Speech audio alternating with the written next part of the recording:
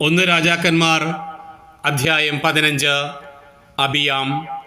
നെബാത്തിൻ്റെ മകൻ ജെറോബോവാമിൻ്റെ വാഴ്ചയുടെ 18-ാം വർഷം അബിയാം യൂദായിൽ ഭരണം ആരംഭിച്ചു. അവൻ 3 വർഷം ജെറുസലേമിൽ ഭരിച്ചു. അബ്സലോമിൻ്റെ മകൾ മാഖ ആയിരുന്നു അവൻ്റെ അമ്മ. പിതാവിൻ്റെ പാപങ്ങളിൽ അവനും ഏർപ്പെട്ടു. കർത്താവിൻ്റെ സന്നിധിയിൽ വിശ്വസ്തനായി പ്രവർത്തിച്ച പിതാവായ ദാവീദിൻ്റേതുപോലെ ആയിരുന്നില്ല അവൻ്റെ ഹൃദയം. എങ്കിലും ദാവീദിനെ പ്രതി ദൈവമായ കർത്താവ് അബിയാമിന് കിരീടാവകാശിയായി ഒരു പുത്രനെ നൽകുകയും ജെറുസലേമിനെ സുസ്ഥിരമാക്കുകയും ചെയ്തു.